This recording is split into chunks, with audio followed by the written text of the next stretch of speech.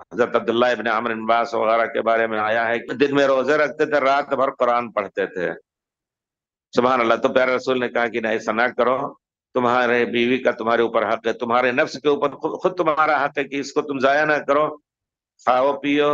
اور حضرت داؤد کا اگر زیادہ سے زیادہ روزہ رکھتے ہو تو حضرت داؤد کا روزہ ایک دن افطار ایک دن روزہ رکھو۔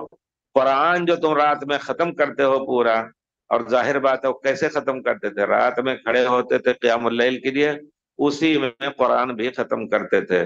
تو پیارے رسول نے فرمایا کہ 7 دن سے پہلے قرآن کو نہ پڑھو، کیونکہ اس تیزی سے آدمی پڑھے گا تو قرآن کو سمجھے گا نہیں۔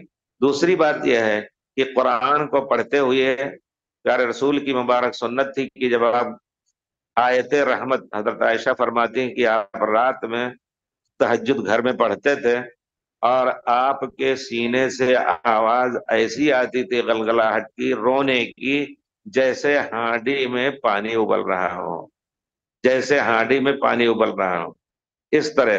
اور پھر پیارے رسول کان یقف عند آیت رحمہ ید اللہ تبارک و تعالی۔ آپ اگر قرآن پڑھیں، قرات کر رہے ہیں قیام اللیل کے ساتھ، قرآن اگر نہیں یاد ہے تو دیکھ کے بھی پڑھنے کی اجازت ہے، دیکھ کر کے پڑھیں۔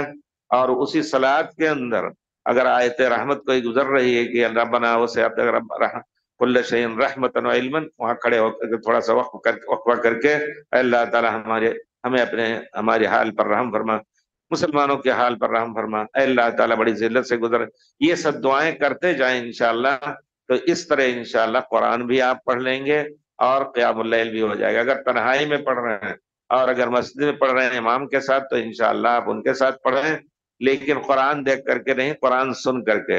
امام کے پیچھے جو لوگ پڑھتے ہیں قرآن دیکھ کر کے کہتے ہیں وہ تابع الامام، بہت بڑی غلطی ہے یہ، بالکل جائز نہیں ہے۔ ہمارے صحابہ کرام بہت سے لوگ حافظ بھی نہیں تھے لیکن نہیں، وہ دیکھ کر کے متابعہ نہیں کرتے تھے۔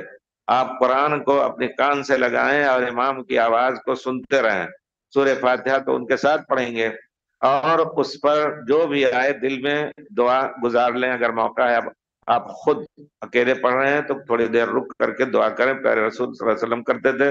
اسی طرح کوئی عذاب کی آیت گزرتی تھی تو پیارے رسول اللہ تعالیٰ سے جہنم اور عذاب سے پناہ مانگتے تھے۔